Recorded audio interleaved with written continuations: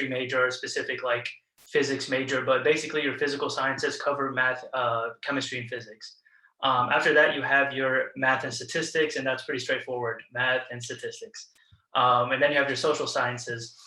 These are your psychology, sociology, political science, all of that good stuff. And then you have your humanities, English, arts, and history. You don't have to memorize the slide or anything, but the main point in this slide is that you can major in anything and be a pre-med, right? You don't have to go freshman year of college to your advisor and tell them, hey, I'm trying to major in pre-med, because that's not how it like typically goes. But if you're interested in any of these, like as Kuku said in the first slide, the most important thing to realize or when picking a major is what you're interested in. So if you do want to go to med school, the book is like, it's pretty open. You don't have to major in biology to go to med school, right? You can pick any of these that you feel that you're interested in. And then this slide shows you like kind of the point I was trying to make in like a numbers wise. These are the majors that people studied before going to an MD program. And when I talk about pre-med, I'm going to talk about in the MD side of it, just because that's the one I'm more accustomed to. But these numbers basically go across the board. And we're going to get into like what you can do with a pre-med major in the next slide. But basically here you see that 59% of people that went into an MD program majored in science, 13 major in art, 9 in health, 7 in engineering. So yes, you can major in engineering, like be, I don't know, mechanical engineering undergrad, then apply to med school. I don't know why you would do that, but it's there. But this all goes to say that pre-med is not something that you have to close yourself off to. You don't think you have to major in biology to go into medicine. You can be, you can study art and design, like 10% of the people did according to this study. So you can literally study anything. But if you want to go to medicine, this is probably what you're going to be looking at. So let's say I really love art and I want to draw for 4 years. That's my passion, right? Like I want to go to medicine, but I really enjoy drawing, so I want to major in art. You're going to take your Art 1 class, you're going to take your Art 2 class, but in between those 4 years, you still have to take a year of chemistry in lab, a year of organic chemistry in lab, a year of biology in lab, year of physics in lab, and then the math part, usually it's a year. Sometimes they do like half a year of math or half a year of calculus, half a year of statistics, 1 year of English, and then probably a year of psychology and like sociology. So yeah, so again, like you can major in any of these things and still be a pre-med. You can major in political science and still be a pre-med as long as you finish your core requirements. So that's like the biggest thing to keep in mind with the pre-med track. So these are examples of things you can do with a pre-med besides physician. So like I mentioned this earlier, MD, like to get an MD or DO, that's your physician. That's like the doctor you go to. That's like what people imagine a doctor as. But there's also a whole bunch of other career fields that are doctorates, like pharmacy. You can get a PharmD. You can go to dental school. You can be a veterinarian, optometrist, psychologist, research, nursing, physician. Like this is the pre-med major or pre-med field is huge, right? Just don't think, oh, I want to go to pre-med to be a physician. So it's not really limited in that way, but there's a whole bunch of career options that you can explore. Yeah, and like again, anything you explore between these jobs, you're still gonna have to take these requirements. So yeah, just keep that in mind. Whatever you decide to major in, you will have to take these requirements.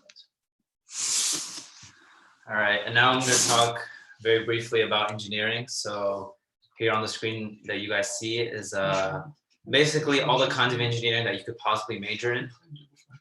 I think it's pretty rare for schools to have every single kind of engineering like available. So there's some schools where like they only have like the major ones like mechanical, electrical, and then like civil or like chemical or biomedical. But there's some schools that have all of them. And so when you're applying to a school and let's say you want to do like aerospace engineering, like a very specific kind of engineering, make sure that that school offers that kind of program. Because like me personally, like I never wanted to do aero, but like my school is even like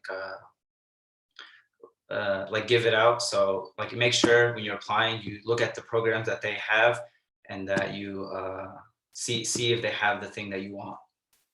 So looking at these, it's kind of obvious what each one does. Like mechanical engineer, they work more with like machines and like big like like airplanes or any stuff like that. And obviously aerospace is more specific to airplanes and stuff like that. And electrical works with wires, chemical. Like if you read the title of an engineer, it's very obvious what they do. But I feel like a lot of times people don't know what engineering is. Like I've had people hundreds of times be like, hey, engineer, what does an engineer do? And I tell them, oh, they do this, this, and this. And they're like, yeah, but like, what does an engineer actually do? Like, what is their life? Like they go to their job and what do? They sit and do what? So I found this good definition online that says engineers are professionals who invent, design, analyze, build, and test machines, complex systems, structures, gadgets, and materials to fulfill functional objectives and requirements while considering the limitations imposed by practicality, regulation, safety, and cost. So this is a very wordy definition. Basically, it means engineers solve problems. So engineers, so like let's say like a doctor has a problem with a patient and he needs a machine that does a certain operation. And the engineer's job is to make that machine as cost effective and as efficient as possible, and to make it work and to make it basically do what it's supposed to at the smallest cost and smallest like waste possible. All right. So when someone asks you what an engineer does, tell them they do everything, because an engineer can basically have any kind of job you can imagine. Like everything around you, all the computers, all the lamps, all the phones, everything around you, it has been touched by an engineer and has been designed or tested by an engineer. So engineer is a very broad topic, and to be a specific kind of engineer, that's when you go into specifics where like you want to do like you want to do aerospace, where you work directly on airplanes and stuff like that. All right. So this kind of tells you what each engineering does and what to expect if you want to do a certain kind of engineering. So on the top, it says all the engineering majors have a combination of math, physics, science courses built into 4 years of schooling. So Kira was talking about in the first slide how if you don't like a certain topic, don't take the certain major. Same thing with if you don't like biology or chemistry, don't take like pre-med. But if you don't like math and physics, you won't like, you can still do engineering, but you'll have a tough time, because every single class, even if it's not like a calculus class or like a physics 1 class, like every other class has some kind of like tough math or tough physics in it, where like you'll have to apply yourself and be very like very fluent in those kinds of fields. And so like in high school, like if you just hate math, like you like despise going to that class, like engineering might not be for you. But it's also very like fluid. Like in college, like you'll take a math class and you might love it, and in high school you hated math and you'll be surprised you like math. So it's very like all majors have to take a math class. So take that math class and be like, okay, I actually do like math, and maybe I'll go into an engineering. And I think a lot of times people are scared of math and scared of like physics. They're like, oh, I don't want to do physics. Like I hate the idea of like doing something where like there's a lot of physics, and sometimes it's really scary. But I think if you try it and you like it, it's okay to become an engineer. Like it's okay to like, I've talked to a lot of people where they're scared to become an engineer because they're scared to do all the math and physics and stuff like that. So just try it and then see what you like and don't like. So here it says, so yeah, so all the majors have lots of math and physics involved, and some intro science classes, all of them do. But then biomedical, chemical, and nuclear, they have more specific courses to math to science. So you'll take bio 1, 2, you'll take orgo, you'll take like more specific, like higher up science classes. And it's very common for biomedical, if you saw on the slide that Peter was showing, it's very common for biomedical and chemical engineering to go into pre-med, because lots of like 30 or 40% of their classes are like pre-med oriented classes. So it's very common for them to take the MCAT and try to go to med school and ditch basically everything they're doing for engineering. And it's very common for them to become a doctor or some kind of other physician. So it's not that crazy.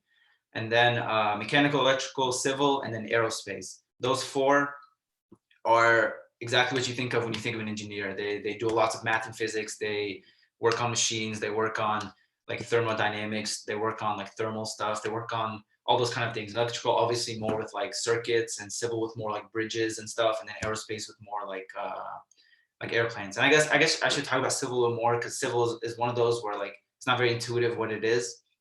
But civil is basically works on buildings and like bridges. So they work on the structure of like like those buildings, like how does a building like hold that much weight? Like how does it not just collapse on its own weight? Like that's what they work on. They work on the soil. They work on like what it's built on basically. And then computer engineering, I said it's very similar to computer science. I think computer science is very intuitive, like what it is. Like you work on like programming and algorithms and stuff like that. Computer engineering is very similar to that, but instead of you working like at a computer the entire time, you apply whatever programs or algorithms you have to a machine, and that machine does a certain task. And so like you're kind of like fluctuating between an engineer and a computer science, and like you're very fluid, and you're very like you do both jobs at the same time. And I'm not gonna lie, computer engineering, computer science is very tough. So it's one of those majors where like I've tried it, and it's not really for me. Like it's very computer heavy. So if you're like very like if you love computers, you love like solving problems on a computer and stuff like that, it might be for you, but like definitely not for me. I'm not a very computer inept person. So let's switch on to All right, so quickly looking at just life after college for engineers, and then we'll look at some advice for engineers.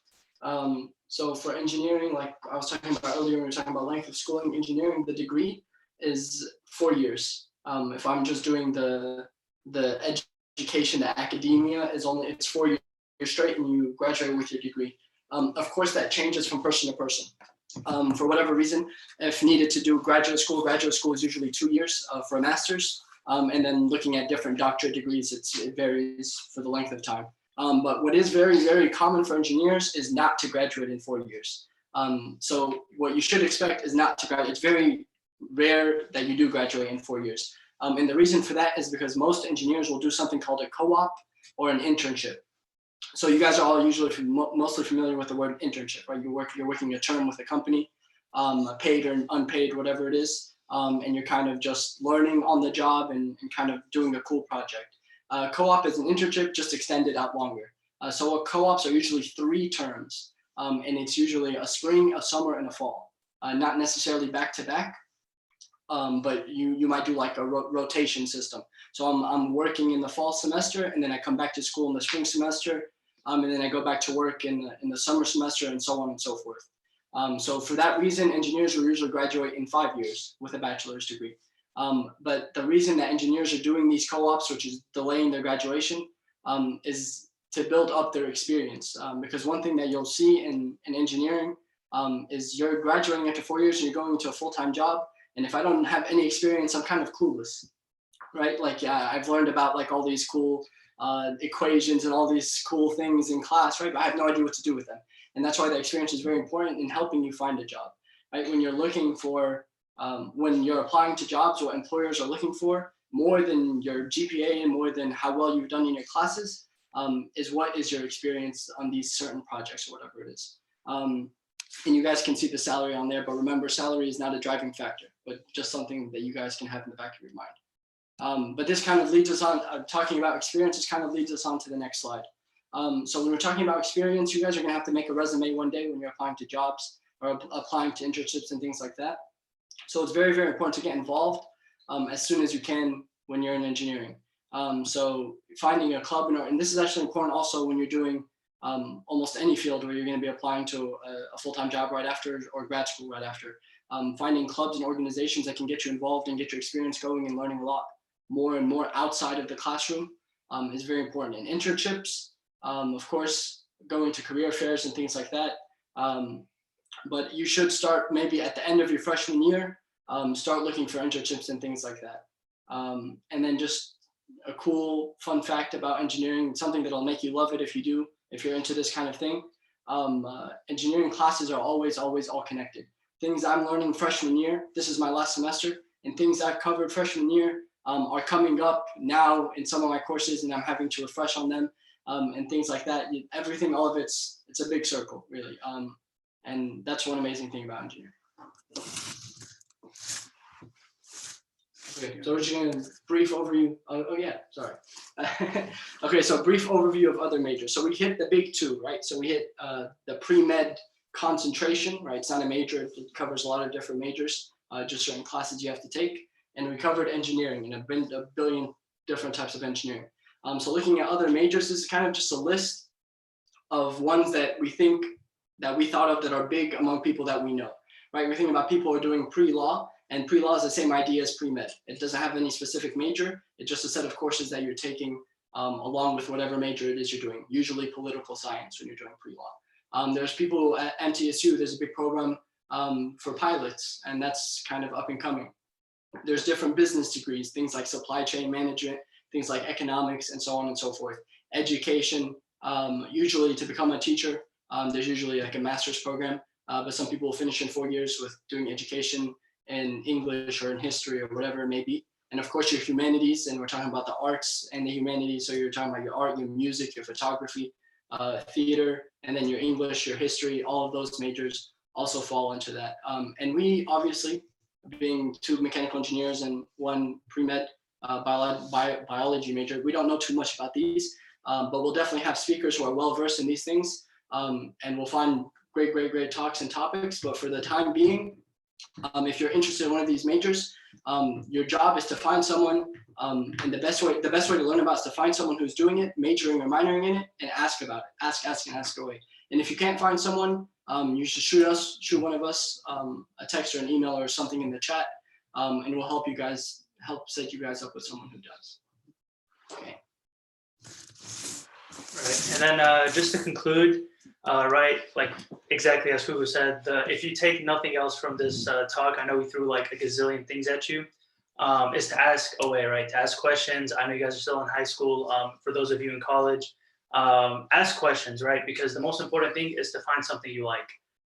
So another main point of this whole talk is to find something that you like, ask about it, learn about it, do your research about it, find a mentor, shadow, ask people who are older, ask older brothers, ask people at church, ask anybody in service. I'm sure people love talking about their experiences.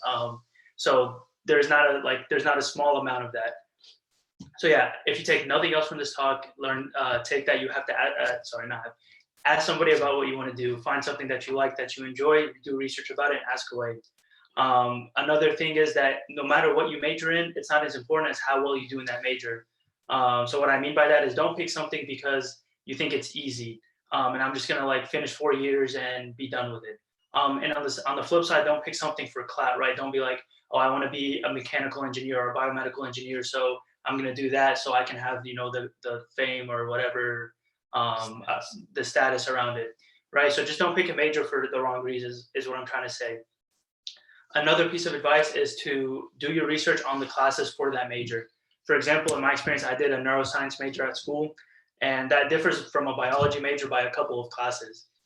So whatever major you decide on, make sure that you do your research and what classes are needed and what prereqs are needed, because you don't want to find yourself junior year with like 7,000 prereqs left and having to start over a new major, like waste a lot of time going back to do prereqs. So whatever you decide to do, do your research, do your due diligence. Don't leave a stone unturned, kind of thing. Have that mentality where I'm going to do my research and to cover all the bases so you don't waste any time, and you find what you're interested in. Finally, and last but not least, is that with anything else, pray about it, right? It's sometimes easy to get caught up in like, oh, I make like this much as an engineer. I make this much as a optometrist. I make this much as a whatever, right? It's easy to get caught up in all the numbers, logistics. But at the end of the day, God has a will for each one of us, right? And picking a major is kind of like finding God's will and having him speak to you through that major.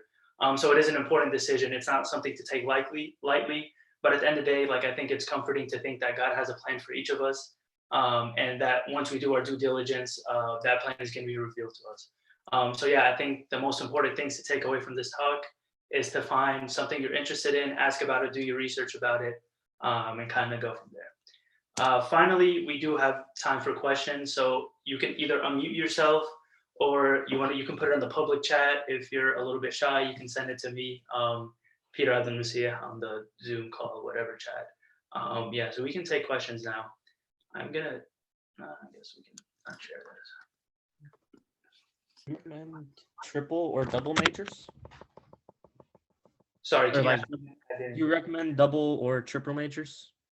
Do I recommend it? I think like if you're interested in one or like a couple of things, definitely like look into it, but be careful because double majoring means you literally have to take all the classes for both. I know some schools they require like sometimes they overlap, right? Sometimes if I'm like a neuroscience major, and I want to double major in neuroscience and biology, some classes overlap.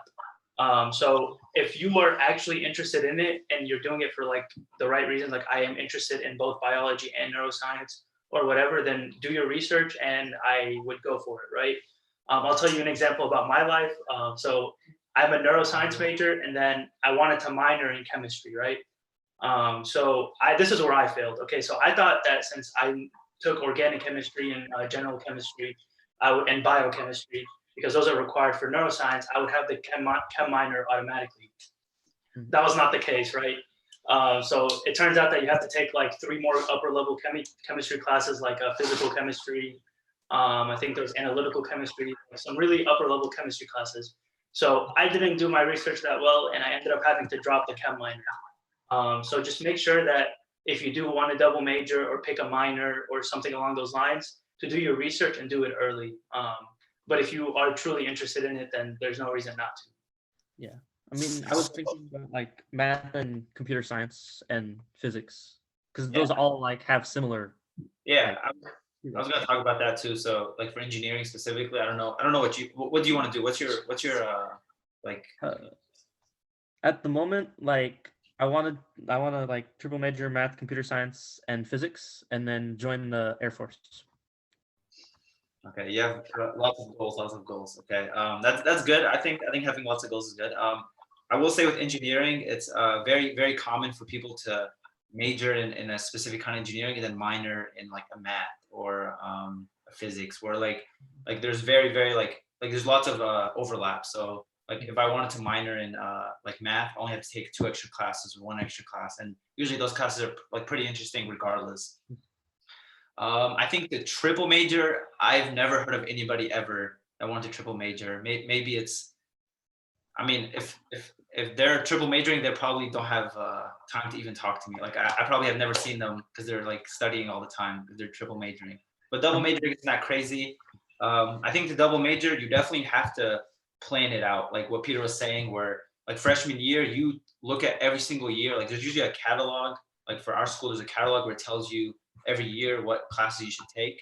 And so talk to your advisor. You usually have a freshman advisor. Talk to them and figure out what class you need to take so you can graduate on time, because double majoring is a lot more work, but it's definitely doable. Like I know a lot of people that double major, but I don't think anybody triple major. Yeah. I met a lady at a convention that did it because I like, double majoring in math and computer science. I went to like a computer science convention and then. Yeah, I think double majoring in computer science and math is very doable. I think that's one of the most common things, like engineering or math, computer science and math, even computer science and some kind of engineering. Like that's not that uncommon. But yeah, but obviously double majoring in something like bio and like mechanical engineering, that's unheard of because you have to take very different classes. Like make sure you are like your classes align or like they overlap. That's very important too. Okay. Yeah, I got a question, Peter. What's up? My bad, I didn't mean to interrupt you. So just 2 questions, but I'll try to like put it into one. So how do you balance out the competitiveness of the field with what you're gonna choose? Like how do you balance that out? Because like like I want to be a pharmacist one day, let's say that, but I know that when I graduate college, I know that field is probably one of the hardest fields to get into because there's a lot of pharmacists, right? There's not a lot of need for pharmacists, or maybe there is, I don't know. So how do you balance, the competitiveness with the field you want to go to? And then also in that question, how do you balance out your connections? Like I know an MD that went to college and they graduated, but they had no connections and they couldn't find a job. And right now they're a security guard. Like how do you build connections through college? And then also like how do you balance out the competitiveness with like what you want to major in, right? So you have to be reasonable. Like you have to know that if I graduate college, I know there's going to be a job for me, because you don't want to graduate college with a piece of paper, with your bachelor's or your master's, and then you're just out there kind of trying to find a job, like you're stuck. So how do you balance that out? Yeah. So excellent question, right? And in terms of competitiveness, I'll just say my little 2 cents, and then Google can say anything or Paul. In terms of competitiveness, I think that's something you can't control, right? You can't control how competitive the pharmacy field is or whatever. But what you can't control is how you maximize your opportunities in college and even in high school, right? So like I think we said, like make sure you join as many clubs and put as many experiences as you can on your resume or whatever. So I think that's like an underrated part of competitiveness is that once you do your part, like the only thing you control is what you can do. So if you want to be a pharmacist, get a job as a pharm tech, get a job shadowing a pharmacist, or like just do your part and leave the competitiveness part up to God, right? Because you can't really control how competitive the field is. And even if you can, or even if you know how competitive it is, you can't really do anything about it, right? So just again, like if you're that passionate about it, every single day that you're gonna like be in college or be in school, it's gonna go towards that passion. So if your passion is to go into pharmacy, it doesn't matter if there's going to be one pharmacist in Tennessee, right? If you're passionate about it and you do your part and that's God's plan for you, it won't matter, right? So competitiveness is something you can't really control, but what you can control is your opportunities. And that kind of, I guess, leads into your second part of the question about making connections. I think in my experiences, making connections is something you can't really force. You can't. I mean, you can do your part. You can go into like all the meetings. You can meet your professors, whatever. But yeah, there's a career fair that happens at school. So you can do your part, but I think with connections, it just making sure you take advantage of every opportunity.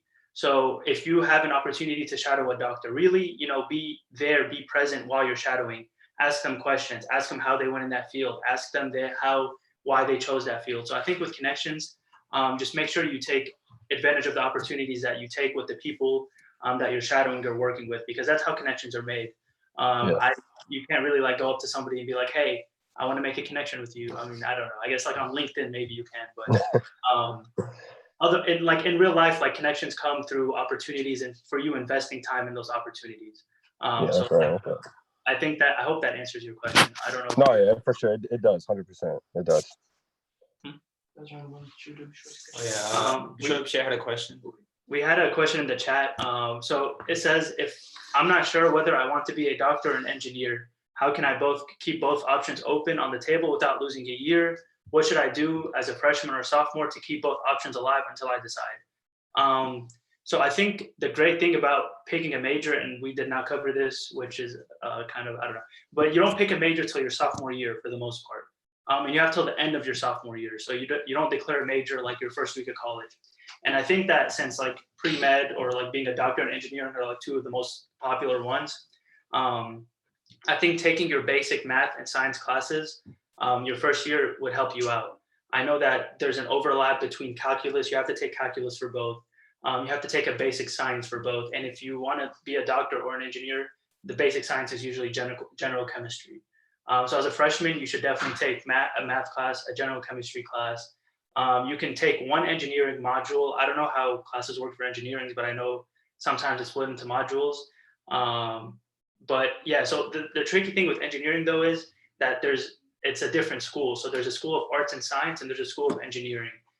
So if you wanted to keep both your options open, you have to make sure you understand how it works at your school, right? So make sure you ask questions to your advisor and do your research about it and be ahead of it. Tell your advisor like, hey, I don't know if I want to be a doctor or engineer, but I want to keep my options open. And they'll most likely advise you based on the school's policy. So what's due on your part, I guess, is to learn the school's policy and talk to your advisor. And then take a basic science class like general chemistry and math. I don't know if there's anything else. Like Paul, if you guys heard him earlier, he kind of said in passing about your school's catalogs. So every major has a catalog and it'll kind of tell you, it'll step out like word for word, step by step, what classes you need to be taking what semester to graduate in 4 years or whatever your degree is on time, right? So they set this up for us to know what classes we need to finish by when. So if you're thinking about doing whatever major versus whatever major, not even just doctor engineering, just any two majors, the catalogs are open to anybody. So pull up both catalogs and just look at freshman year, what classes need to be done for both, what classes overlap, and things like that, and kind of work it out that way. So that way it's not just applying to doctors and engineers, but when you're looking at whatever it is, if I want to do math and whatever else it is, just finding what classes I can take and stay alive without falling behind in both majors or in all three majors or however many majors it is you're thinking about. Yeah. I just want to say one more last thing.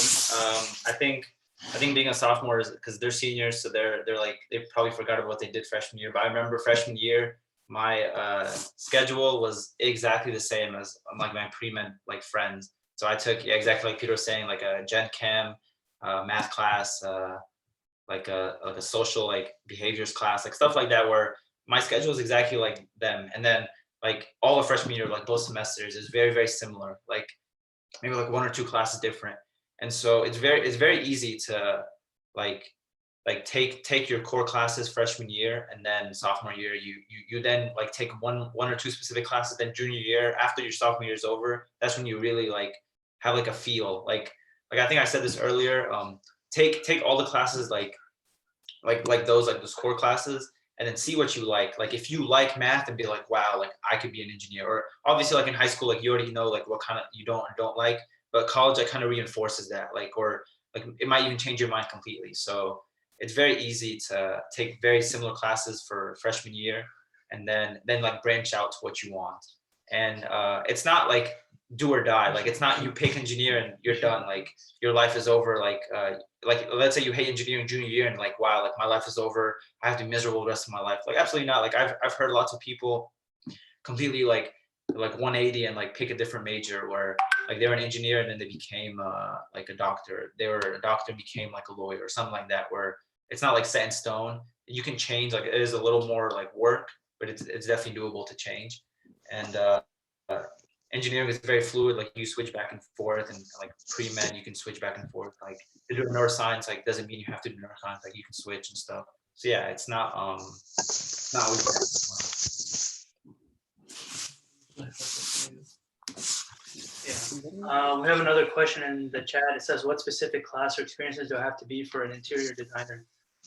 So interior design, I'm going to tell you what I know, what little I know about it. I don't know much about it, but I do know that they take some art classes. They have their own modules, or they have their own like year by year like curriculum that they take, which involves taking art class, making a portfolio of different designs.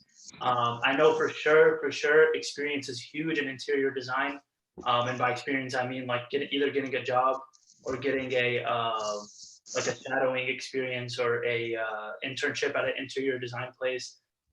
Because degrees, I think what you do in school is kind of more experience led anyways.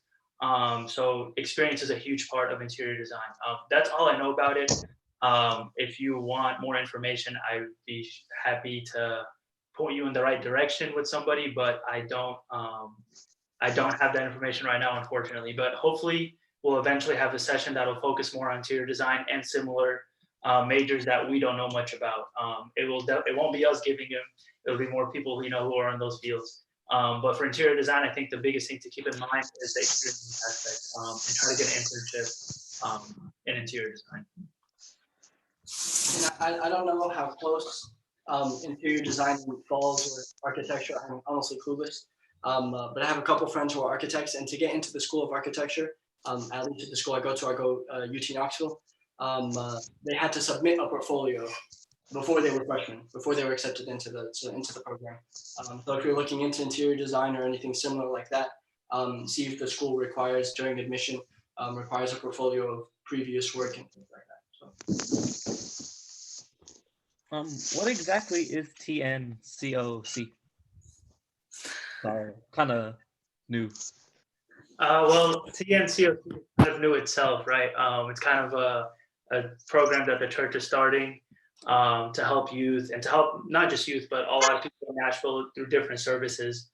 It's also a great, service opportunity for you guys if you hopefully one day want to volunteer.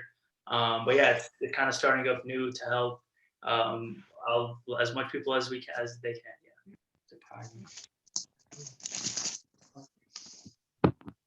We have another question that says, what if you don't know what you don't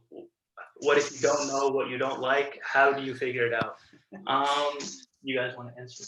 I can give you my very quick answer. You probably already have. Honestly, this is probably there's probably a lot of people who don't know what they like and what they don't like. So my biggest advice would be find a way to figure it out, right? So that kind of sounds like a dumb answer, right? By find a way, so whether that is taking a course in it, whether that is finding someone to shadow, whether that's looking it up, find a place nearby, things like that.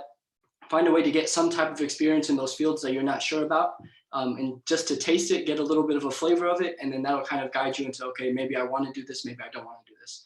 I honestly, I'll give you a very personal example with me. For maybe 4 years, let's say from freshman year of high school, I was set on doing chemical engineering. Obviously, I told you guys I'm graduating as a mechanical engineer, so that's not how that went. One semester into college, I took chemistry 1. It went well, thank God, but I knew immediately this is not what I wanted to do, right? That flavor, it just didn't sit well with me, right? I didn't like chemistry as much as I thought I would. So even though I had my mindset on it, it really didn't stick. And that's very much okay. I enjoyed my physics portion of the engineering I was doing, and I immediately switched.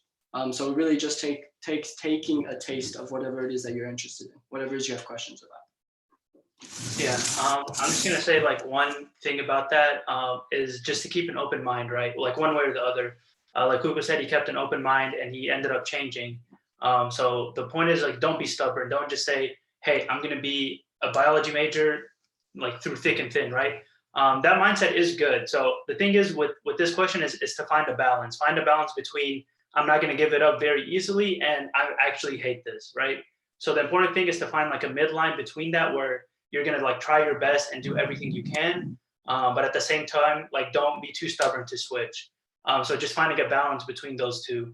And honestly, like you probably don't know. I didn't know what I wanted to do in high school, and you probably won't know for like at least I don't know what grade you're in, but you probably won't know for a little bit more time. But the important thing to keep in mind is to have an open mind and to try different things, and whether it be the biology major, the basic things, or if you want to do something less like popular.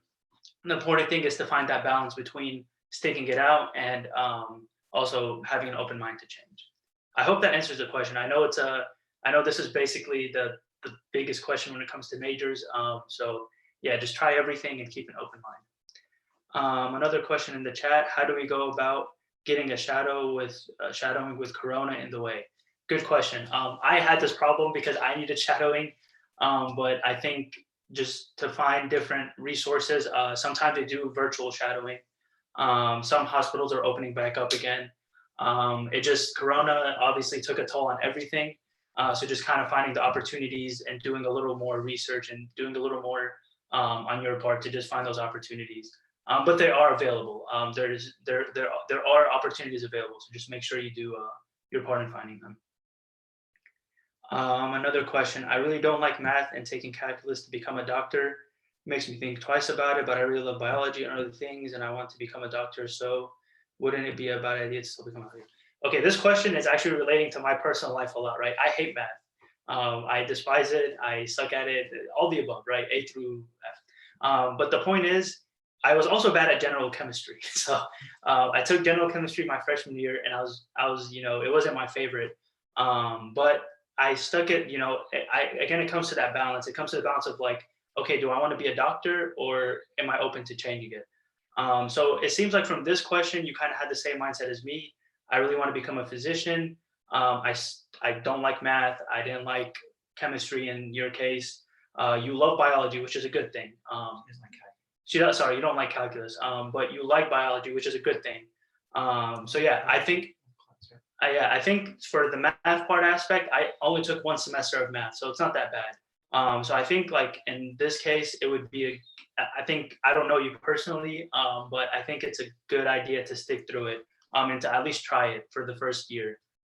Because one class is not going to destroy your pre-med career, right? It's not like if you do bad in math, you can't become a doctor.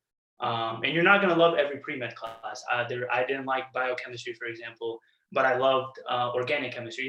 It's like you're not going to love every class, but if being a doctor is what you want to do and you're set on it, I think it's important to not let it go based off one class.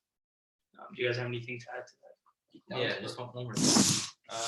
For our school, especially for pre-med and engineering, they take different math classes. So like even the intro to math class, like pre-med, they take I wouldn't say easier class, but it's definitely like a different class where it's not as math heavy. It's not like even like Calc 1.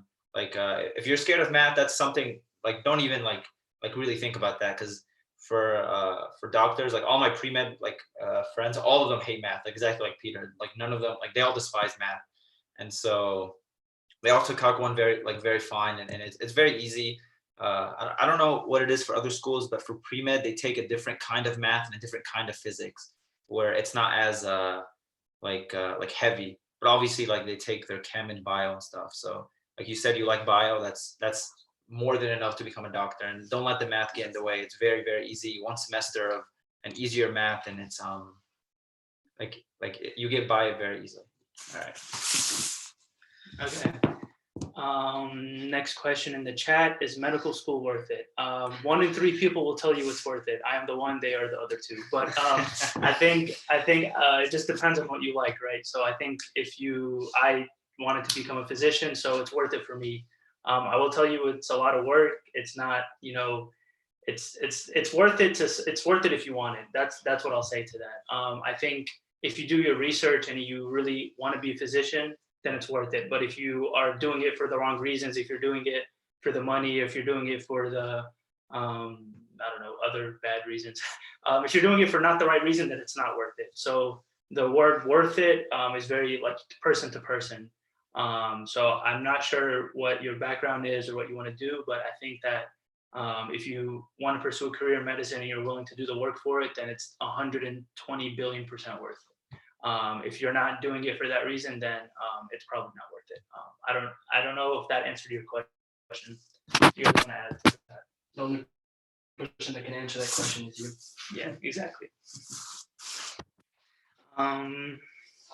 Yeah, so that's all the questions we had in the chat so far. I don't know if you guys had any more questions. Don't be shy. We're here. Yeah, don't be shy. But yeah, we can wrap it up too. Are there future sections? Absolutely. This is just the first of it's probably going to go up from here. It's probably going to get better from here. I'm not going to lie to you. So this is the first one, but hopefully not the best one, so we're going to definitely try to do more. Definitely try to do more with less common majors like interior design, pre-law, piloting, all that stuff. Yeah, so there's definitely gonna be more sections. How do we stay in touch? If you want to stay in touch, I can put my email in the chat, and you guys can send me an email. And Paul and Kugu would also send their emails, and then we can go from there. If you need like more information, we can give you our numbers. So yeah, I'm just gonna put my email in the chat, and feel free to send me whatever you need to send me, and I will get back to you as soon as I can. I'm not gonna promise you a 24-hour reply, but it will be as fast as I can. So that is my email. You send your LinkedIn. Okay, I will add you on LinkedIn. I personally don't use LinkedIn. I probably have like 3 connections. I haven't opened it in a while. But I will add you. I use LinkedIn a lot for no reason, but it's cool. Yeah, I mean it's cool. I don't really have a use for it. Like right now, it is important. I will say LinkedIn is important. I'm not trying to undermine its importance. I personally, like me, I just don't use it. But I know it's really important for engineers and people like looking for jobs.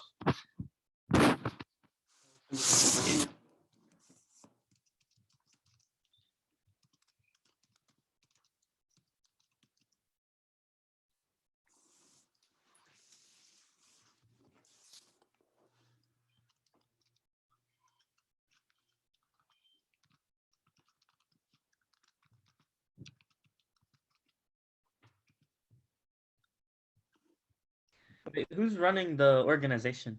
Is it like run through the diocese, or is it run like through y'all? It's definitely not run by us. Okay, we are the bottom of the food chain here. But there's a lot of people in charge. If you want to get in contact with them, just yeah, I really couldn't tell you, to be honest. But yeah. Okay. I'm sorry, I don't have much information. One more thing I think I just wanted to add real fast is we should be doing like it's either going to be weekly or bi-weekly. We still haven't decided, but we're going to do like very specific talks about stuff, topics. I actually have a list right here.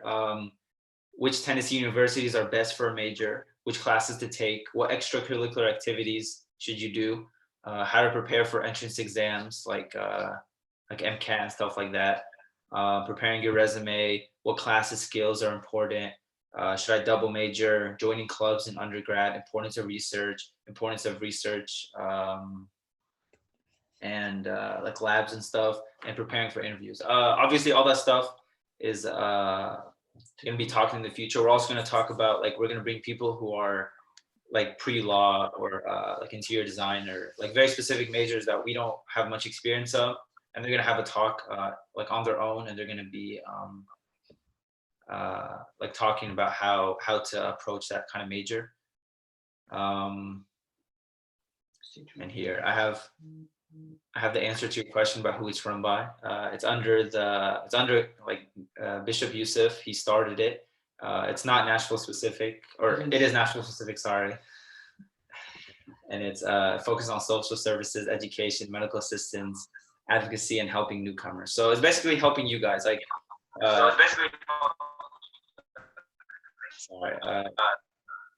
so like juniors and seniors, and helping you guys like figure out what you're supposed to do. Even freshmen in college. Like when I was a freshman, I wish I had this. I wish I had someone holding my hand and telling me what to do.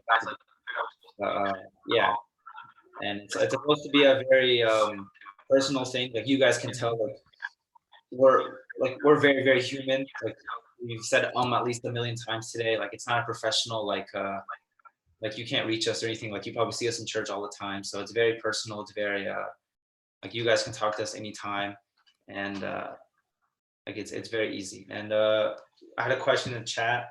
What's the best way to study for the ACT? I mean, for me personally, the way I studied is just like practice, and then like figure out what I'm bad at. Like I suck at like grammar and stuff. Like I'm very bad at that stuff. So I made sure that I understood, like for the English section and the reading sections, I made sure that I understood those kind of things. And like so like obviously if you're like math is your struggle, then really focus. And I took a practice test. I can't even remember. It's a while ago. I took a practice test maybe every 2 weeks, like for 3 months before the ACT, and I practiced and made sure that I was comfortable with taking tests. And something with the ACT that I really liked, someone told me that like he got a very, very good score, and it was like someone that went to my high school. He told me that the ACT doesn't really test you about like specific knowledge. It tests you about how good of a test taker you are. Like, could you understand the question and figure out like what it wants you to like answer as? So like this is very specific. If you would like, you can email one of us and we can give you like a list of stuff to like, or like resources to study with. But the ACT is definitely a hard test, but I think it's very doable if you put in the time and effort. That's it. If you guys don't have something. Do you all run ACT prep sessions or?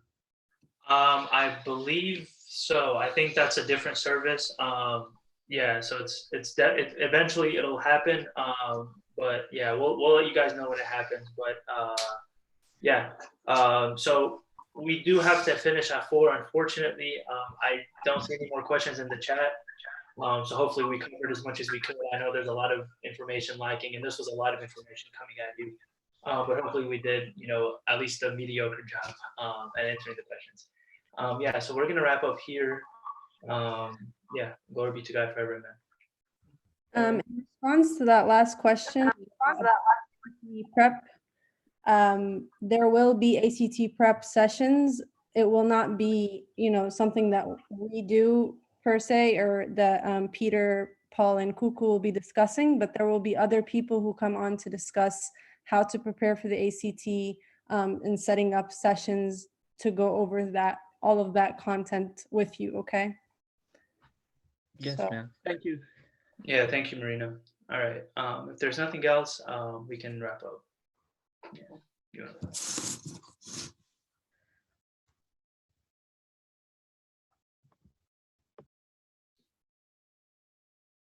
All right, guys, we'll say a quick prayer and then we'll see you guys at our next talk. All right, in the name of the Father, and of the Son, and of the Holy Spirit, and God, amen. Lord, make us worthy to pray to you in thanksgiving and say, Our Father, who art in heaven, hallowed be thy name. Thy kingdom come, thy will be done on earth as it is in heaven. Give us this day our daily bread. Forgive us our trespasses as we forgive those who trespass against us. Lead us not into temptation, but deliver us from the evil one. In Christ Jesus our Lord, for thine is the kingdom, the power, and the glory, now and forever. Amen. In the Father, and the Son, and the Holy Spirit. Thank you guys. You guys for coming. All right, guys. Bye.